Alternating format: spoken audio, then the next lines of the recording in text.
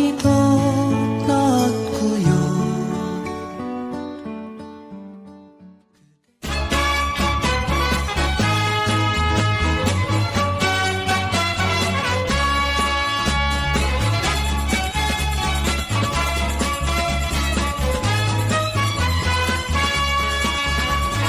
꽃가지 꺾어들고 소매긴 아가씨야. 아주까리 동백꽃이 제 아무리 고와도 목매간에 생각사차 내 사랑만 하리까. 아리아리 동동 수리수리 동동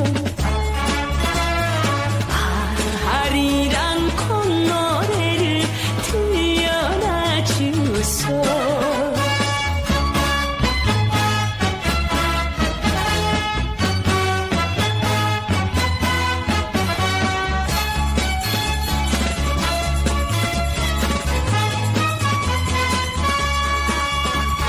남치마 걷어안고 나물 캐는 아가씨야. 조롱조롱 달랑개가 제 아무리 귀여워도 야월 삼경 손을 드는 내 정성만 하리까. 아리아리 동동 수리수리 동동 아리랑 쌍피나 들려놔 주소.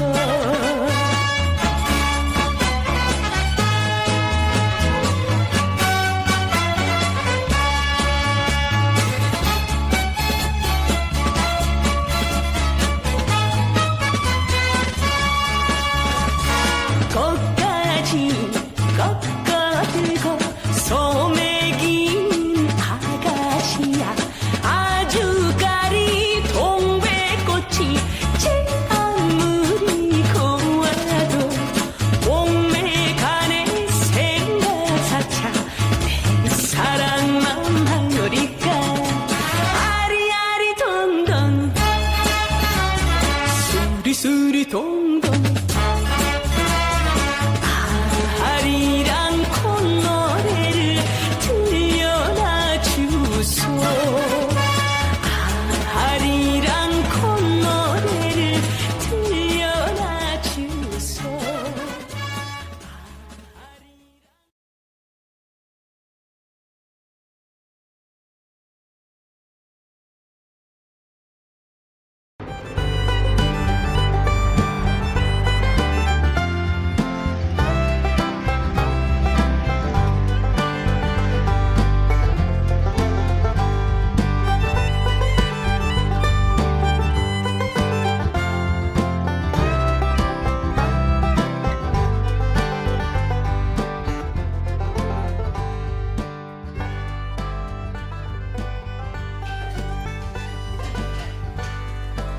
안녕하세요. 어서 들어와. 배고프지? 많이들 먹어. 네.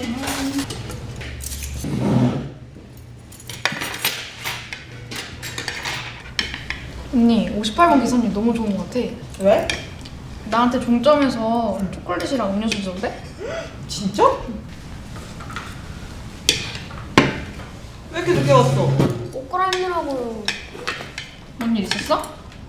말도 마. 오늘 쌍문고등학생 애들이 김치국물을 넣어서 다 흘리는 바람에 옷 갈아입고 왔어. 빨리 눈이 바뀌었으면 좋겠어.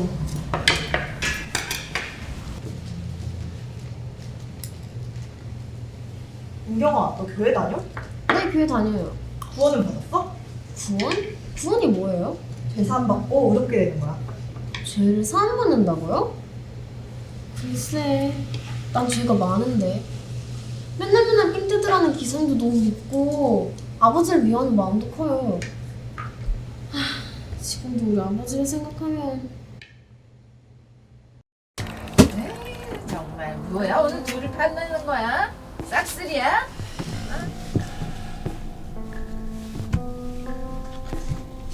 뭐야? 들어왔어? 에이, 아 일단 콜만 하자. 에이씨. 자, 그거래. 500더. 뭐야 왜 이렇게 세? 갑자기 자, 첫 이 판 번부터. 끝냅시다 우리. 뭐야? 500에 내 집무수가 있다. 좋았어. 아 간만에 좀 들어오나 싶더니만 아 정말 쫄아서 어떻게 했어? 죽었어. 콜. 장땡이야. 잠깐. 야, 38 강땅이야. 야, 또 소득 좋네. 에이씨, 오늘 날밤 샐 거니까 다들 꼼짝 말고 있어. 형님, 오늘은 그만하셔. 그래 그만해. 뭐야 지금 집무수가 다 난립한국에. 자, 시험시험 갔다 오시오. 에이씨, 원정도박을 어떻게 이긴다고 그런다요. 그만하란 게요. 내가 오늘 그만둘 바야 내 손모가지 쟁이 나지.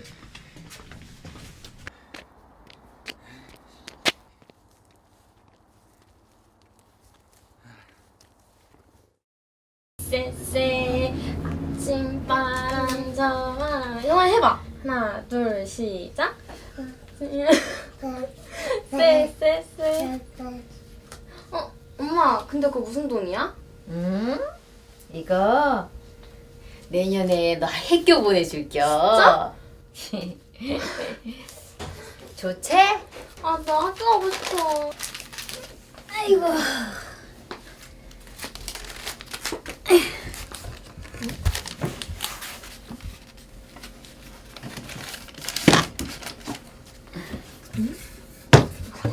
아이고.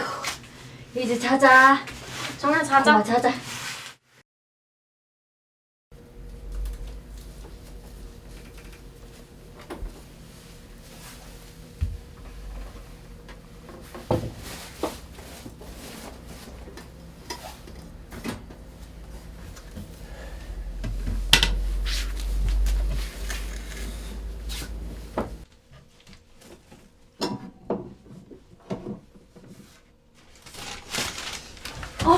윤경이 아버지, 윤경이 학교 보내야 되는, 그거 안 돼요. 에이, 윤경이 아버지가 안 돼요. 계속 기시리. 윤경이 아버지 하지 마. 이것들 상황 지나들이야. 윤경이 아버지가 안 돼요. 안 돼.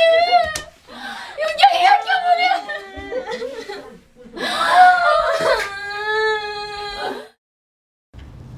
허구한 날 노름만 일삼던 아버지가 논이랑 집을 다 날려버리는 바람에 빚쟁이들이 우리 집까지 와서 아주 난리를 치고 왔다니까요. 다 샀어? 우리 식구는 빨리 사. 결국 야반도주를 하게 됐죠. 거기다가 아버지가 다른 여자까지 데리고 들어왔는데 우리는 그분을 작은 엄마라고 부르면서 함께 살기도 했어요. 아버지는 여전히 노름판을 기웃거렸고 어머니가 허들렛 일을 하며 간신히 먹고 살았다니까요. 동생 울면은 엄마 찬장에 죽 끓여놨다. 그거 끓여가 미기라잉. 엄마 근데 다른 애들은 다 학교 가는데 나 왜 맨날 동생만 봐? 입에 풀칠하기도 바쁜데 학교는 무슨 학교고? 나도 학교 가고 싶단 말이야. 갔다 올게. 아 엄마.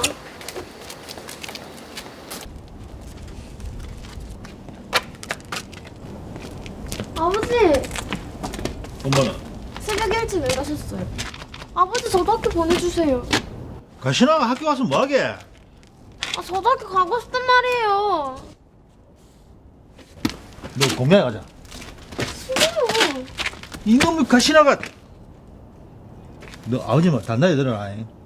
공양에 가서 1년만 일하면 내년에 학교 보내줄게. 참말로요? 정말이지.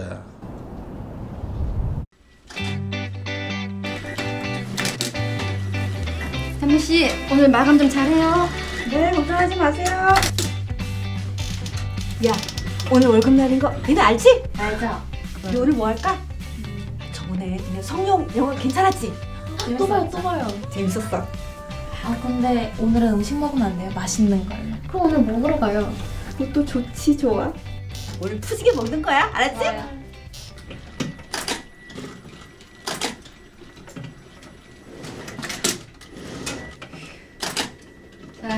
마감합시다.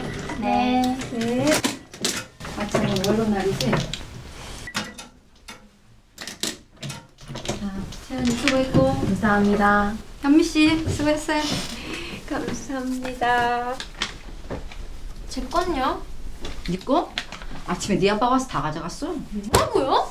그걸 아버지한테 주시면 어떡해요? 야, 안 내놓으면 공장을 다 불사지는데 난들 어떡하냐? 그렇다고 주시면 어떡해요? 제 건데. 세상에 별인간이 다 있어.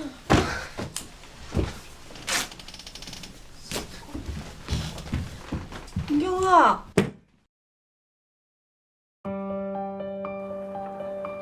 아버지란 사람이 14살짜리 어린 딸을 공장에 보내고는 월급을 타는 족족 찾아가서 그걸로 노름을 하는 거예요.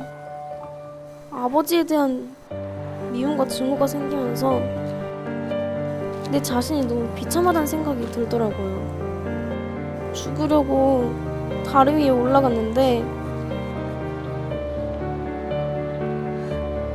엄마와 동생들을 생각하면 죽을 수가 없었어요.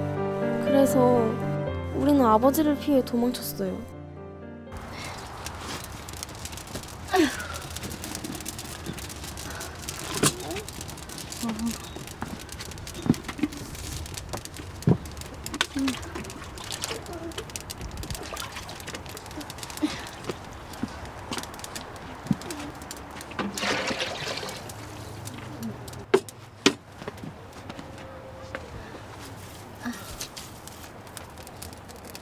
엄마, 나 돈 벌어 올게.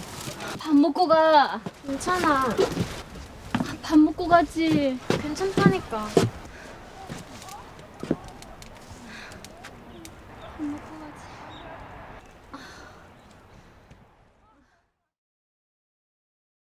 많이 힘들었겠다. 완전 드라마네. 그때부터 엄마랑 동생이랑 같이 산 거야? 지긋지긋한 아버지한테서 벗어나서 빈 몸막에서 살았지만 그래도 아버지 없으니까 좋더라. 그런데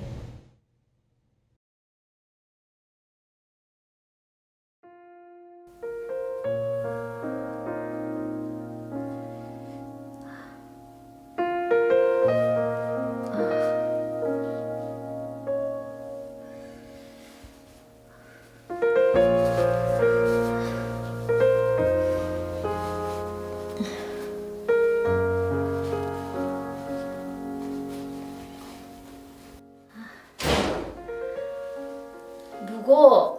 엄마, 나왔어. 잘 갔다 온겨? 응. 정한이는? 부모 집 갔어. 엄마, 이게 무슨 냄새야? 이상한 냄새 나는데? 엄마 왜 그래? 너 많이 아파? 봐봐. 엄마 병원 안 갔어? 아니요, 괜찮아요. 금방 나을게요. 엄마, 이러다 큰일 나. 근데 냄새가. 엄마, 내가 준 병원비 어떻게 했어? 아버지가 또 가져갔어? 아버지가 또 가져갔냐고. 엄마.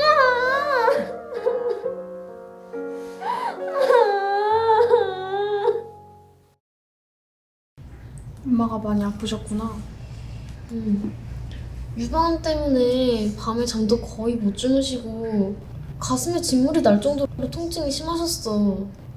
그런데 아버지가 돈을 다 가져가 버리는 바람에 병원 한 번 제대로 못 갔다니까. 아버지가 정말 많이 미웠겠다.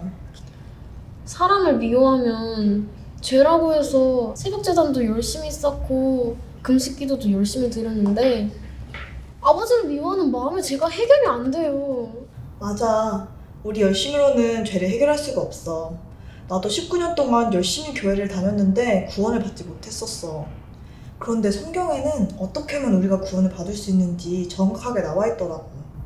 윤경아, 지금 우리 교회 집회인데 같이 가서 말씀 한번 들어볼래? 집회요? 거기 가서 말씀 들으면 죄가 해결될 수 있어요? 그럼.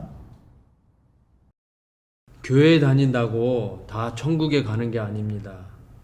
마음에 죄가 있으면 아무리 착한 일을 많이 한 사람이라도 지옥에 갑니다. 아가씨 마음에 죄가 있나요? 죄가 있죠. 세상에 죄 없는 사람이 어딨어요. 마태복음 7장에 나더러 주여 주여 하는 자마다 천국에 다 들어갈 것이 아니요 다만 하늘에 계신 내 아버지의 뜻대로 행하는 자라야 들어가리라 하셨습니다. 그럼 아버지의 뜻이 무엇일까요? 데살로니가 전서 4장에 보면 하나님의 뜻은 이것이니 너희의 거룩함이라 하셨습니다. 거룩한 자가 천국에 들어가는 것이에요. 그렇다면 죄가 있는 사람이 거룩할까요? 아니요. 죄가 있으면 죄인이죠. 하나님은 인간을 믿을 수가 없어요. 인간 또 실수하고 죄짓고 실수하고 죄지으니까 믿을 수 있는 분은 예수님 한 분밖에 없어요. 그래서 예수님을 대표 선수로 보내서 그 선수가 1등하면 금메달이 우리 거 되듯이 그 예수님이 잘하면 죄가 저절로 씻어지도록 그런 법을 만들었습니다. 내가 그들의 죄악을 사하고 다시는 그 죄를 기억지 아니하리라 여호와의 말이니라. 새 언약 새 법은 내가 잘하고 못하고 아무 상관이 없고 대표 선수 예수님이 잘하면 하늘나라 갈 수 있도록 된 이 법입니다. 하늘나라 그 어디에도 우리 죄의 기록이 남아있지 않습니다. 첫 번째로 하나님의 마음에도 우리 죄의 기록이 없습니다. 그래서 하나님 우리 죄를 기억지 아니한다 그랬어요. 여러분의 마음에는 죄의 기록이 있을 겁니다. 그것은 뭘로 제하느냐? 믿음으로 제하는 것입니다. 내 마음에 죄를 지은 건 사실이지만 이 죄도 예수님 십자가에 씻어졌어 이렇게 믿을 때 여러분 마음에 있는 죄의 기록이 지워지는 것입니다. 믿습니까? 지금도 아가씨 마음에 죄가 있나요? 아니요. 말씀이 그렇다면 죄가 없네요. 맞아요. 십자가에서 죄가 다 없어진 걸 믿는 게 구원이에요. 죄가 없으면 이제 의인이에요. 아, 그렇다면 저도 의인이네요. 어머니가 구원받고 너무 좋아하셨어요. 하나님이 어머니를 불쌍히 여기셔서 제가 먼저 복음을 듣게 하셨더라고요. 어머니는 구원을 받으신 후 오로지 하나님밖에는 소망이 없으셨어요. 그리고 평생 자식 가슴에 상처만 주던 아버지가 돌아가시기 이틀 전에 복음을 듣고 구원을 받으셨어요.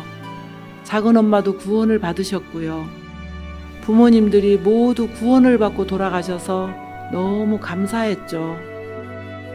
저는 지금 링컨 학생들을 위해 주방장으로 일하며 행복하게 지내고 있고 저희 아들은 그라시아스 합창 단원으로 활동하며 복음을 섬기고 있습니다. 겨울이 지나고 봄이 되면 꽃이 피듯 하나님은 절망스럽고 힘들었던 내 삶에 행복한 꽃을 피워주셨습니다. 오늘이 바로 내 생애 최고의 봄날입니다. 감사합니다.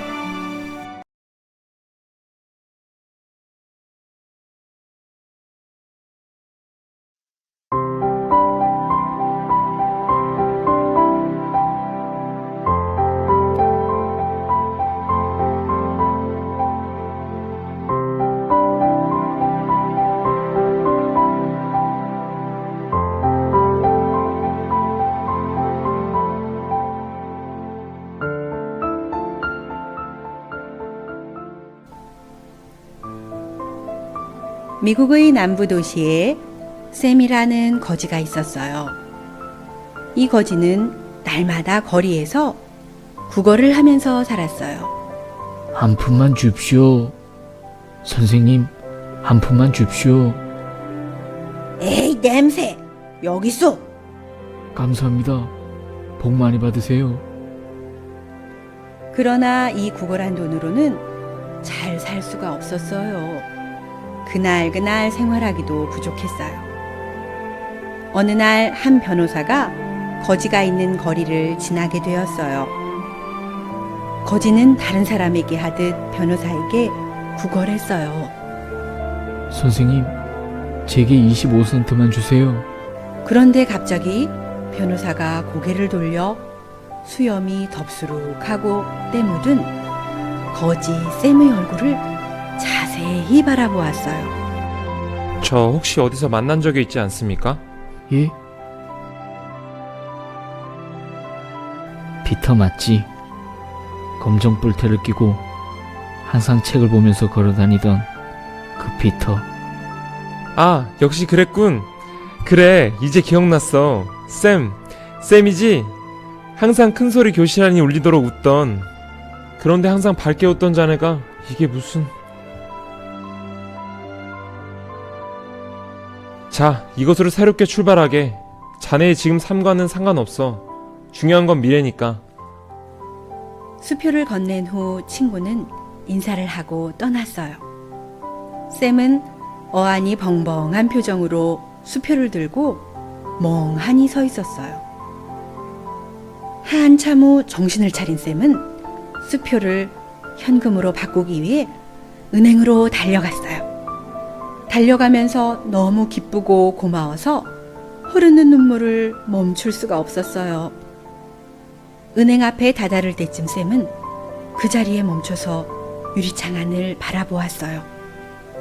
유리창 안에는 단정한 옷차림의 은행원과 먼지 하나 없어 보이는 깨끗한 은행안이 보였어요.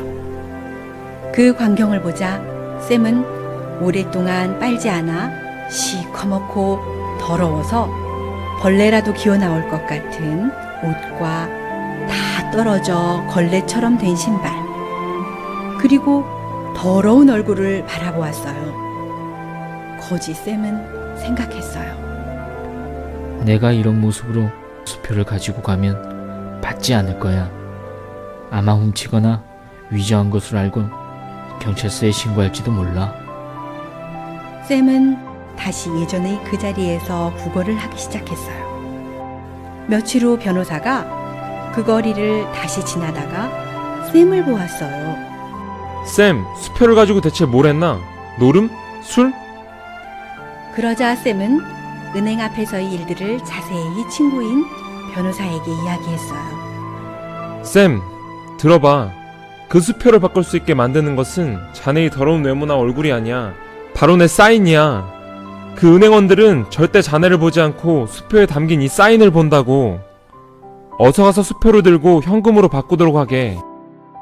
이 말을 들은 거지쌤은 즉시 은행으로 가서 은행원에게 수표를 내밀었어요. 그리고 돈을 찾은 쌤은 이제 더 이상 거지가 아니었어요. 거지였던 쌤이 친구의 사인을 믿고 은행에서 수표를 바꾼 것처럼 여러분도 말씀을 믿는 믿음으로 여러분의 모습과 상관없이 하늘나라의 것들을 누리는 삶을 살기 바랍니다.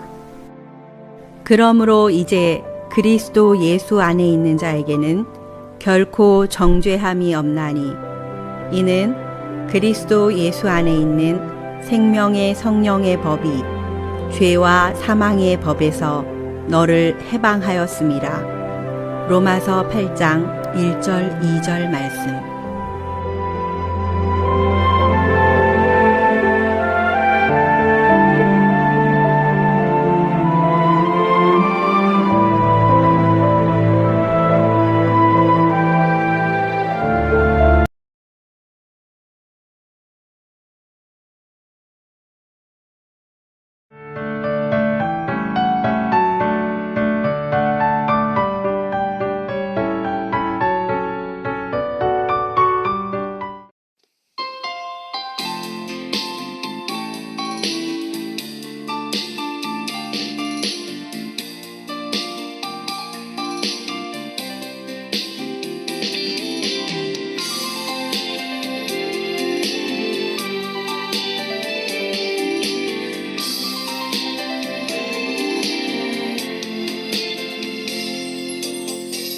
나 항상 그대를 보고파 하는데 맘처럼 가까울 수 없어.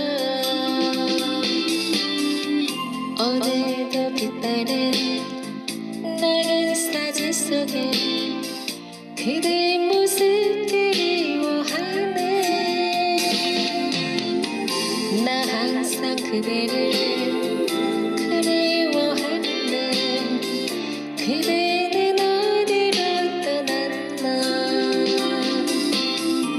다정한 그 모습 눈물로 여져 그대여 내게 돌아와요.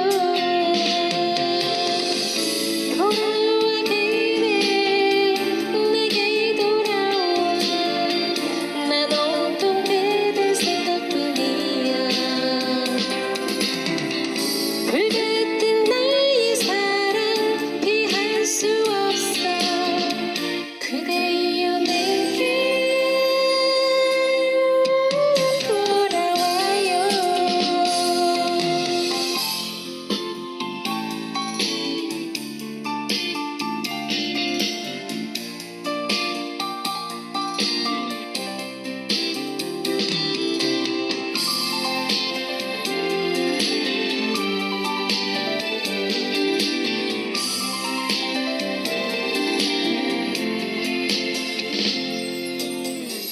나 항상 그대를 그리워하는데 그대는 어디로 떠났나. 다정한 그 모습 눈물로 여져 그대여 내게 돌아와요.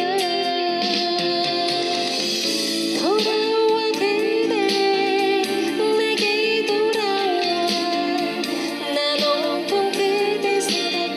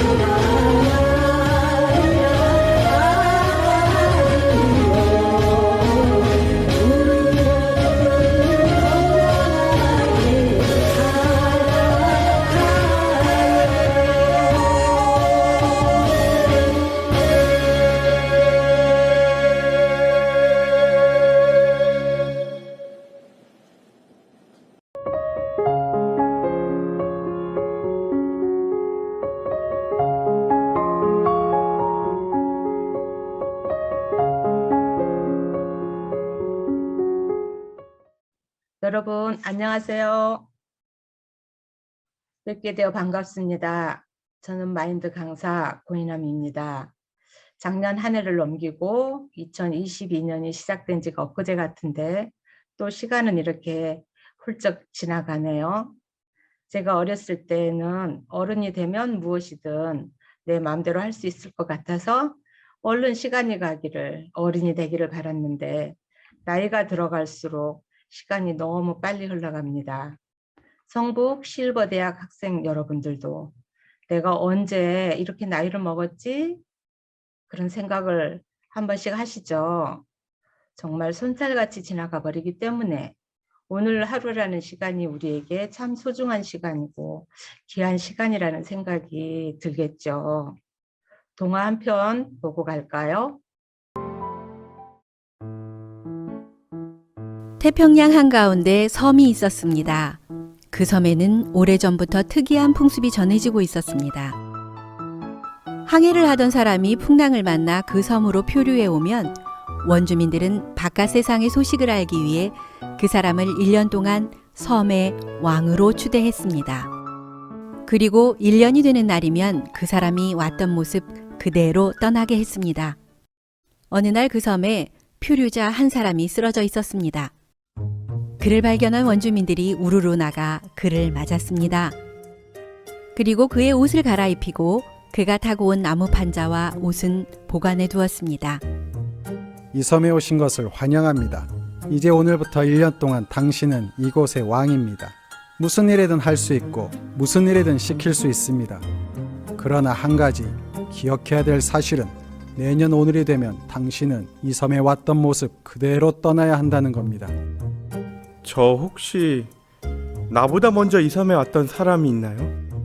2명이 있었습니다. 그들은 어떻게 살다 갔습니까? 첫 번째 사람은 오자마자 집을 짓게 했습니다.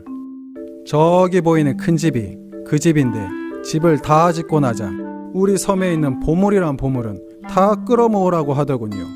그리고 1년 후에는 원래 타고 왔던 나무 판자를 타고 가다가 얼마 못 가서 빠져 죽었습니다. 그럼 두 번째 사람은? 두 번째 사람은 첫 번째 사람의 이야기를 들으며 그 집과 보물을 보더니 이렇게 말하더군요. 멍청한 놈. 즐기지도 못하고 저런 집이나 짓다가 죽은 거 아니야? 나라면 실컷 먹고 즐기겠어. 라고 하더군요. 그러더니 온 섬의 음식이란 음식은 죄다 가져오라고 했습니다. 음식뿐만 아니라 몸에 좋은 약초까지 가져오라고 했죠. 그렇게 먹으니 살이 정말 많이 쪘었죠. 그리고 섬에 젊고 예쁜 여자들을 불러서 노래하고 춤추게 했습니다. 그런데 그 사람이 우리 섬에 도착했을 때 헤엄쳐서 왔었는데 그렇게 뚱뚱한 몸으로 헤엄을 쳐서 얼마나 갔겠습니까? 그 사람도 얼마 못 가서 물에 빠져 죽었습니다. 이제 우리 섬에 도착한 세 번째 사람이 바로 당신입니다. 자, 당신은 이 1년을 어떻게 보내실 겁니까? 이야기를 듣고 나서 깊은 생각에 잠기더니 이렇게 말했습니다. 우선 내가 섬을 한번 구경하겠습니다. 세 번째 사람은 섬에서 가장 높은 곳으로 올라갔습니다. 섬 주위를 둘러보니 저 멀리로 조그마한 섬 하나가 보였습니다. 저게 뭐죠? 그냥 아무도 살지 않는 무인도입니다. 그 이야기를 들은 세 번째 표류자는 원주민들에게 지시했습니다. 자, 여러분, 이제부터 저 섬에 가서 먼저 우물을 파도록 하세요. 그리고 그곳에 집을 짓도록 하세요. 집 주위로는 온갖 과일나무와 꽃나무를 심도록 하시고요. 그리고 밭을 일궈서 채소를 심고 개와 닭을 갖다 놓도록 하세요. 왕이 된 그는 1년 동안 원주민들에게 부지런히 이런저런 일을 시켰습니다. 그렇게 1년이 지났습니다. 이제 그도 타고 왔던 나무 판자 조각을 타고 다시 떠나야 하는 날이 왔습니다. 그동안 참 고마웠습니다. 여러분들의 은혜는 영원히 잊지 않겠습니다. 그럼 세 번째 사람은 자신이 1년 동안 만들어 놓은 집이 있는 섬을 향해 떠났습니다. 어떻게 보셨습니까? 우리에게 시간이 참 많은 것 같고 또 많이 남아있을 것 같아도 인생을 1년이라는 짧은 시간 안에 놓고 보니까 어떠십니까? 짧은 인생의 시간이 더 실감이 나셨죠? 우리가 70년을 살고 80년을 살고 100년의 시간을 산다 한들 그들처럼 결국 떠나야 하는 시간은 오고야 말지 않겠습니까? 우리 모두 그 시간이 가까워 오고 있는 것을 피할 수 없고 문득문득 이렇게 스쳐 지나가게 하는 나이입니다. 섬으로 표류했던 자들은 똑같이 왕으로 살다가 1년이 지나면 어김없이 바다로 다시 쫓겨나가야 하는 먼저 왔던 두 사람과 1년 후에 가야 할 곳을 이미 준비해둔 사람의 마음이 같았을까요? 아니, 달랐을 것입니다. 세 번째 사람은 미리 준비해둔 처소가 있으니 얼마나 든든했겠어요. 여러분, 우리에게는 영혼이 있어서 영혼의 세계를 감각을 합니다. 내 영혼은 어디로 가게 될까? 좋은 데가 있다면 좋은 데 가고 싶다. 장례식장에서 우리는 이런 말들을 하기도 하고 듣기도 합니다. 좋은 데 가세요. 좋은 데 갔겠지? 거기서는 아프지 말고 편히 쉬세요. 막연하지만 사람들은 좋은 데를 생각하고 말들을 합니다. 가까운 사람들이 좋은 곳으로 갔다고 생각하면 얼마나 마음이 위안이 되겠습니까? 우리 시어머니 얘기를 잠깐 해드리겠습니다. 너희 시엄마 죽게 생겼다. 얼른 내려와서 간호해라. 는 전화 한 통을 받고 부랴부랴 시댁에 내려갔어요. 방에 들어서는데 순간 알겠더라고요. 우리 어머니 돌아가시겠구나. 제가 대뜸 머리맡에 주저앉아서 어머니 돌아가실 때 된 거 아세요? 급한 마음에 툭 튀어나온 소리였죠. 노여워하실까 걱정이 되는데 그래 나도 안다 하시는 거예요. 그러면 어머니 좋은 데 가고 싶죠? 그래 좋은 데 가고 싶다. 그래요? 그럼 제가 좋은 곳으로 가는 방법을 아는데 가르쳐 드릴까요? 그래 가르쳐 주라마. 우리 어머니 부산 분이시거든요. 또 제가 아는 목사님은 아버님 구원받고 천국에 가셔야지요 할 때마다 나중에 하시다가 위궤양이 심해져서 피를 토하시고 이제 그때가 왔다는 것을 가족 모두가 알고 한참 침묵이 흐르고 흘렀습니다. 아버님 영혼은 어디로 가시겠습니까? 그런데 내가 무슨 공로가 있어야 가지 하시는 아버님께 목사님은 아버님 공로로는 못 가시지만 천국은 예수님의 공로로 가는 곳입니다. 예, 예수님의 공로로만 갈 수 있는 곳입니다. 돌아갈 곳을 미루기만 하고 준비하지 않은 목사님 아버님에게 하나님이 준비해 놓으신 길을 전해주셨답니다. 마치 세 번째 사람이 자기가 가야 하는 곳을 미리 준비를 해 두었기 때문에 생명을 지킬 수 있었던 것처럼 목사님 아버님도 우리 어머님도 예수님이 하신 일을 듣고 믿으시고 천국에 가셨어요. 근데 천국으로 가는 길은 좁은 길이랍니다. 협착한 길입니다. 그래서 어떤 짐도 가지고 통과할 수 없는 길입니다. 그 길은 이 땅에서 수고하여 얻은 것을 가지고 가지 못하는 길입니다. 사랑하는 자식들도 다 두고 홀로 가는 길이고 우리의 육신까지도 벗고 우리의 영혼만 가는 길인 것입니다. 그런데 이제 우리를 따라오는 유일한 짐이 있죠. 그 짐이 바로 죄짐입니다. 우리가 버리고 싶다고 버려지는 짐도 아니고 오직 예수님이 대신 져 주셔야 부릴 수 있는 짐이랍니다. 나귀는 스스로 짐을 부리지 못합니다.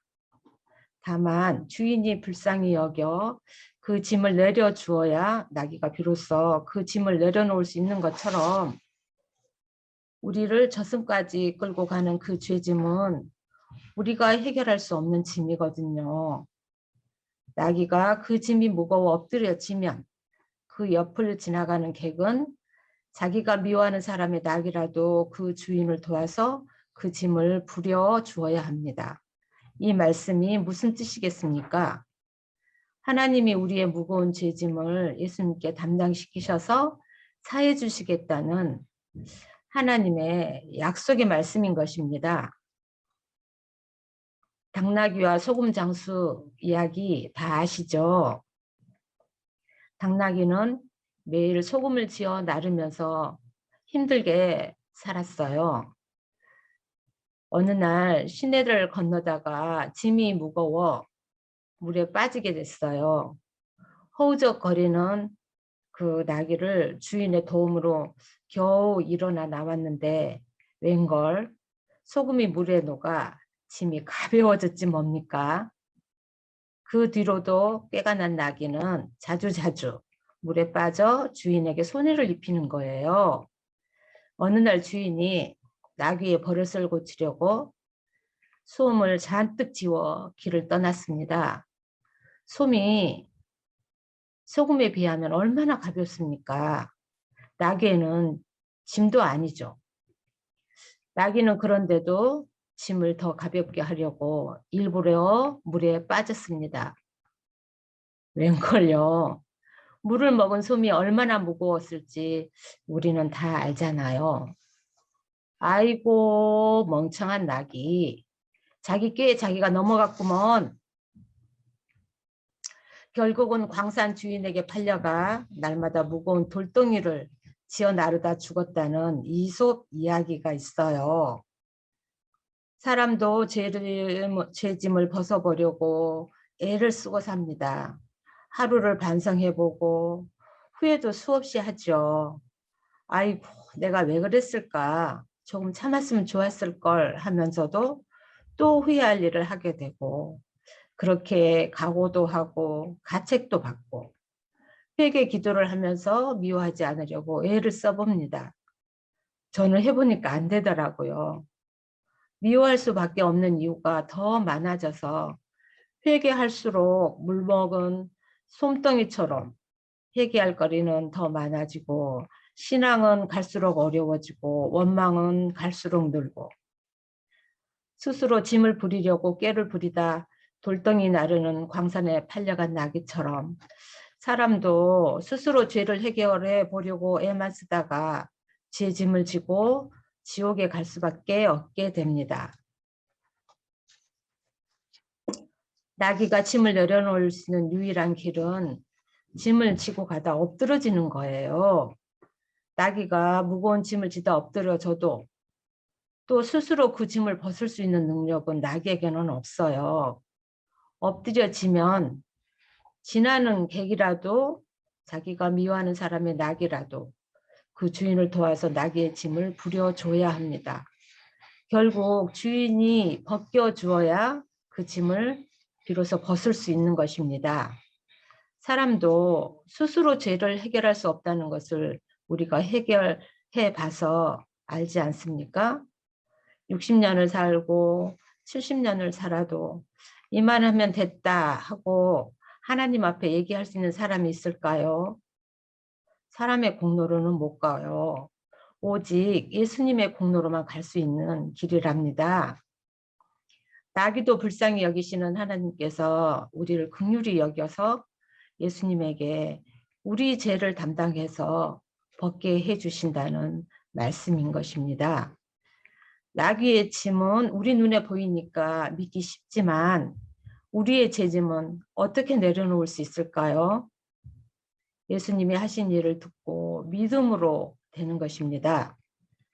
많은 사람들이 첫 번째 사람처럼 집도 사고 돈도 모으고 살다가 그렇게 가고 어떤 사람들은 풍족하게 누리면서 재미있게 살다가 갑니다.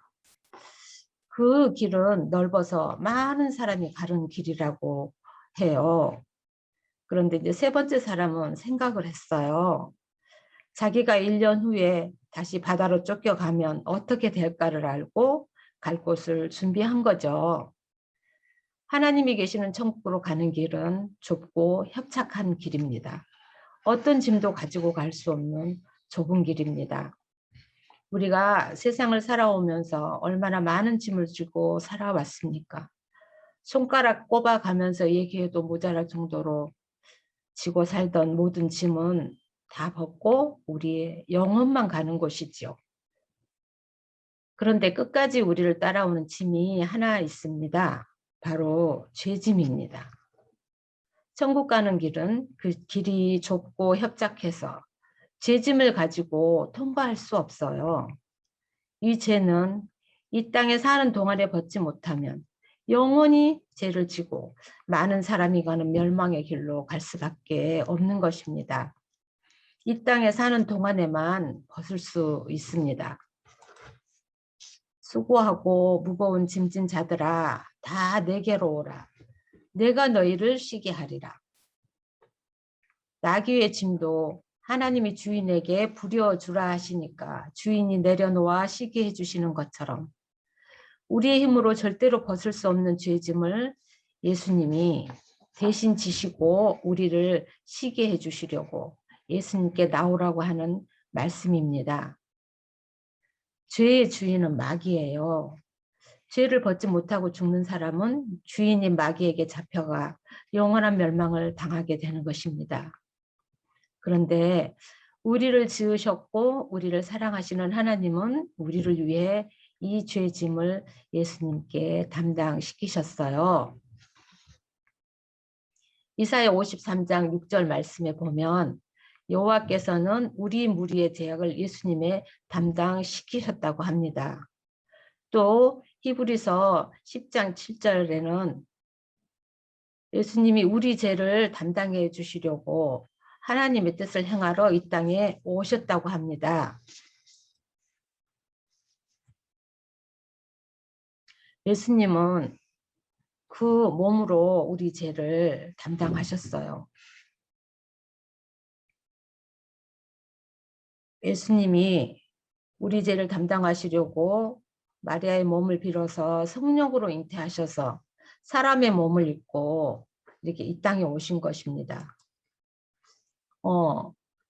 로마서 8장 3절에 보면 자기 아들을 죄 있는 육신의 모양으로 보내어 예수님의 육신에 우리의 죄를 정하셨대요. 언제요? 네, 많은 사람이 아는 것처럼 2000년 전에 예수님이 오셨어요. 그래서 어디서 우리 죄를 담당하셨을까요? 요단강에서 세례 요한이 예수님에게 세례를 받으실 때 세상 죄가 예수님에게 넘어갔고 이제 예수님은 우리 죄를 담당하게 되었습니다. 제가 그림으로 한 번 더 설명해 드리겠습니다. 예수님은 성령으로 잉태하심으로 죄가 없으십니다. 우리는 죄인으로 태어나서 죄를 지었으므로 하나님의 나라에 들어갈 수 없는 죄인이 된 것입니다. 세례 요한이 요단강에서 예수님께 세례를 베푸실 때 우리의 죄가 예수님의 육신에 건너갔고 예수님은 우리에게 예수님의 의를 주셔서 우리가 예수님과 하나가 된 것입니다.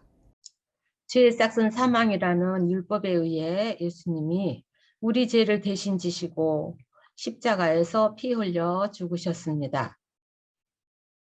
사망에 쏘는 것은 죄라고 합니다. 사망은 그래서 죄를 사로잡아 가지요.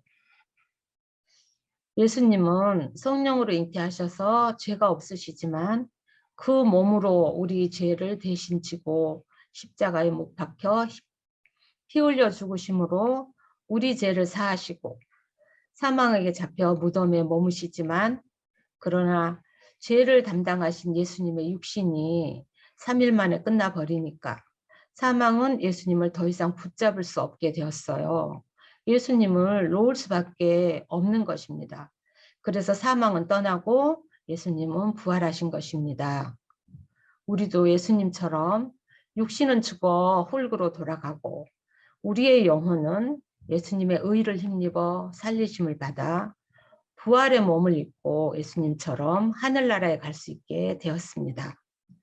사망이 예수님을 주장할 수 없는 것처럼 사망이 우리를 주장할 수 없도록 예수님이 하나님의 뜻을 조차 우리의 죄를 지시고 심판을 받으시고 십자가에서 피 흘려 죽으심으로 우리 죄를 다 사하시고 무덤에 가셨다가 3일 만에 부활하셔서 우리 죄를 없이 해 주신 것입니다.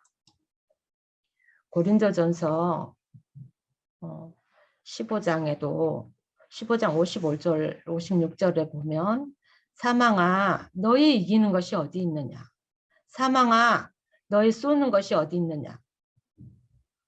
우리에게는 티끌만한 죄도 없기 때문에 사망에 쏘는 것은 죄이기 때문에 사망은 우리를 잡아갈 수 없는 것입니다. 그래서 우리도 사망을 조롱할 수 있게 되었습니다. 예수님이 이기셔서 사망을 삼켜버렸다고 하십니다. 우리도 예수님처럼 부활의 몸을 입고 사망을 조롱할 수 있게 해 주신 것입니다. 자, 요한복음 19장 30절 말씀 다 같이 한번 읽어보실까요?